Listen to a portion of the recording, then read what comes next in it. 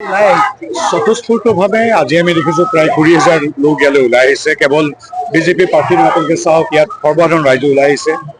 এইটো আমাৰ সুশান্ত বৰগোহাঁই নেতৃত্বাধীন আমাৰ তেখেতে প্ৰতিনিধিত্ব কৰা ডিমৌ হাওৰা সমষ্টিত সমান্তৰালভাৱে আকৌ কেপি চাৰিআলিত গোট খাই আছে আৰু 15-20 ৰাইজ আমাৰ কুশল দুৰীৰ সৈতে। গতিকে আজি আমাৰ ঐতিহ্যমণ্ডিত ৰংপুৰ চহৰ, সমগ্ৰ চহৰখনে পদুম ফুলৰ পতাকাৰে মানে বিয়পি আছে। মই এতিয়া আছো আমাৰ দৌলমুখ চাৰিআলি পাৰ হৈ শিৱদৌলৰ সন্মুখত।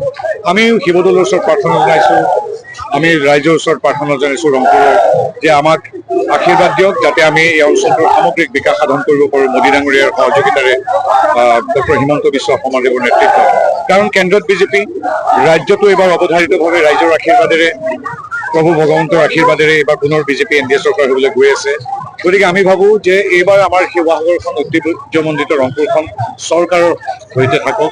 ইয়াৰ জনপ্ৰতিনিধিজন মোদী ডাঙৰীয়া তথা হিমন্ত বিশ্ব শৰ্মাৰ প্ৰতিনিধি হওক, যাতে আমাৰ ঐতিহ্যমণ্ডিত শিৱসাগৰ বিকাশৰ এক দুৰন্ত গতিৰে আগুৱাই যাব পাৰে। এইখিনি আমাৰ আবেদনৰ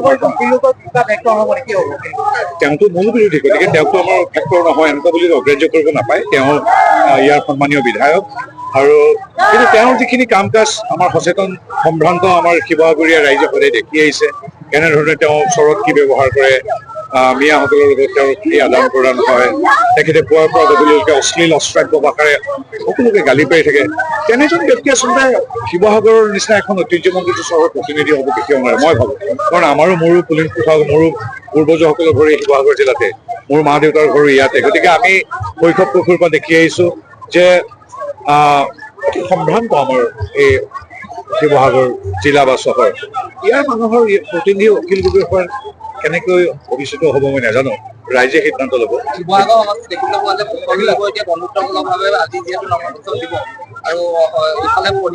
প্ৰতিভা হাজৰিকা অতি শ্ৰদ্ধেয় ব্যক্তি আমাৰ। আমি সদায় বন্ধুত্বপূৰ্ণভাৱে কেতিয়াবা দুই এটা সমষ্টিত নিৰ্বাচনত অংশগ্ৰহণ কৰোঁ।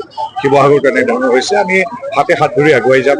আমি অসম গণ পৰিষদৰ প্ৰতিগৰাকী কাৰ্যকৰ্তাৰ প্ৰতি আমাৰ অগাধ শ্ৰদ্ধা আছে। আমি একেলগে যাম, বন্ধুত্বপূৰ্ণ প্ৰতিদ্বন্দ্বিতা হ'ব। গতিকে আমি সেই বন্ধুত্বপূৰ্ণভাৱে আগবাঢ়ি যাম। অতি শ্ৰদ্ধেয় আমাৰ প্ৰতিগৰাকী কুশল দুৰী দুবাৰকৈ জিকি আহিছে। গতিকে আমি ভাবো সকলোবিলাক ভালেই হ'ব।